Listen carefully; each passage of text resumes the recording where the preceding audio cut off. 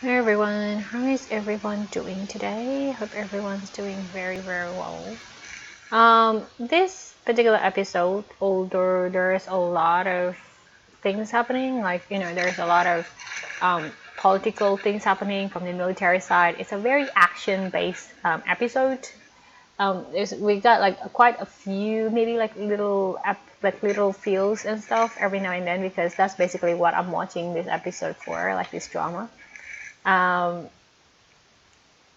That said, there, this shot is so cool when the two of them are on duty, right?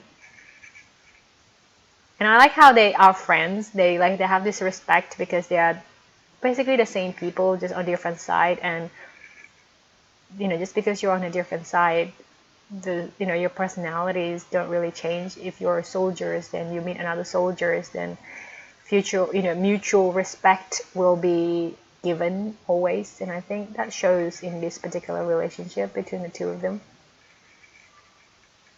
He's getting really, really awesome looking, this person. Oh, there's this bit where he basically just skidded over over this one, where he skidded over the hood top of a car, and he just slides. Oh my god! I'm like, shit, that was fucking cool. And after that, we just realized that he was dying. How do you, how would you do you ever imagine like basically being a doctor and then receiving your almost half dead while he basically died here, right? Boyfriend in the ambulance, like that's such a scary sight. And then he woke up basically and asked like what happened to the other dude. Like your girlfriend basically is there, crying her eyes out because you were dead about 10 seconds ago. Like, can't you just spare her of some feelings? Ugh.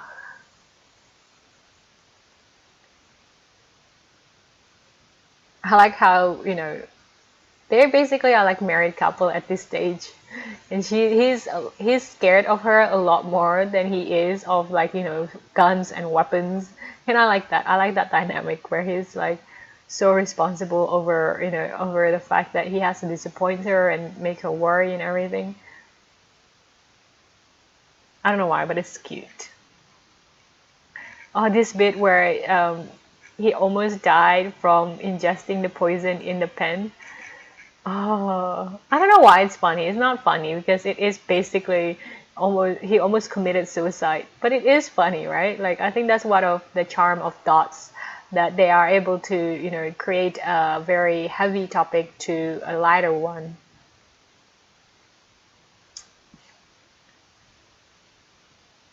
Oh, this douche. Let's not talk about him.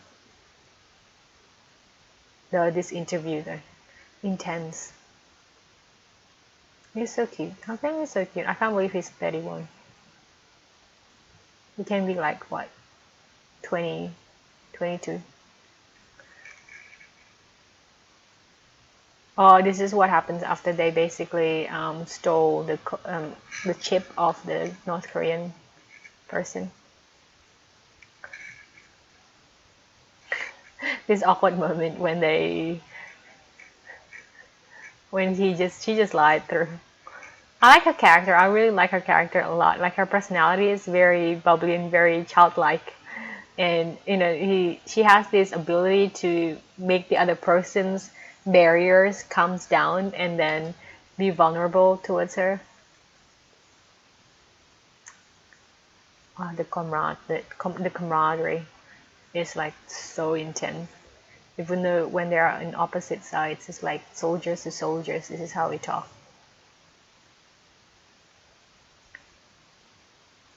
This is intense where they basically facing off each other. It's like, did your country betray you or you betrayed your country?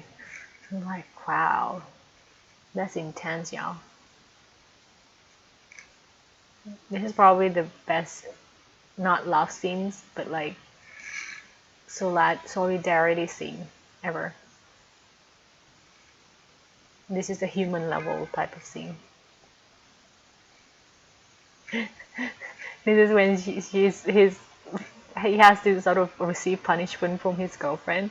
It's so funny, like you have all those scenes where they're basically pointing guns at each other and towards each other, and then he also got shots multiple times and died. And this is probably the moment he dreaded the most out of all the other moments before.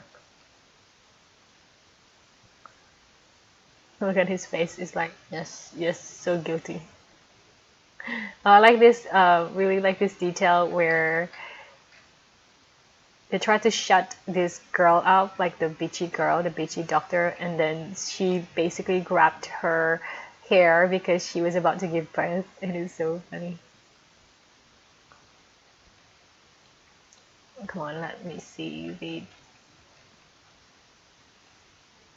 I don't know, but I think I like the actors to play this character because it was very very believable that she was a bitchy and self-centered person. Oh, this hair grabbing.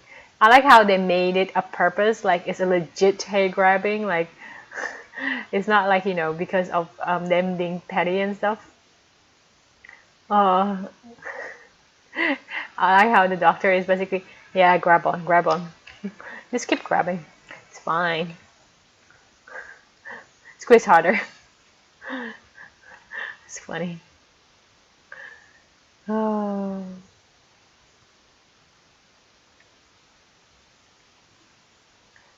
I like that, that undercover bit.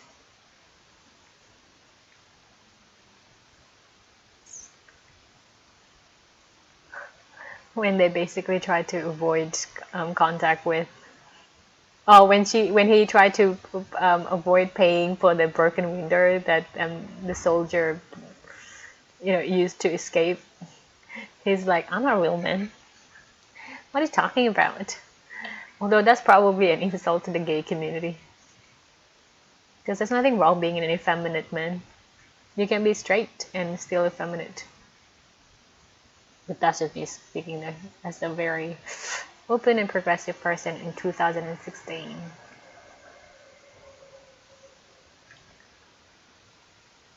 De Jong is very feminine, referring to that beforehand. I'm looking forward to how it all ends. I feel like, it's not really high. It's not really, it's a human story, this episode. Very human story. I like how they ended. They basically ended it with a very nice touch of we don't really know where we're gonna go, right? Like our story has not yet ended, so it's starting. It's just starting. And I like how they sort of circle it back to the first episodes of the North Korean, and also the hospitals and all these things are circling back. So I'm looking forward to the last two episodes next week. I want to see how that goes. Anyway, thanks for hanging out with me, guys. Talk to you later. Bye.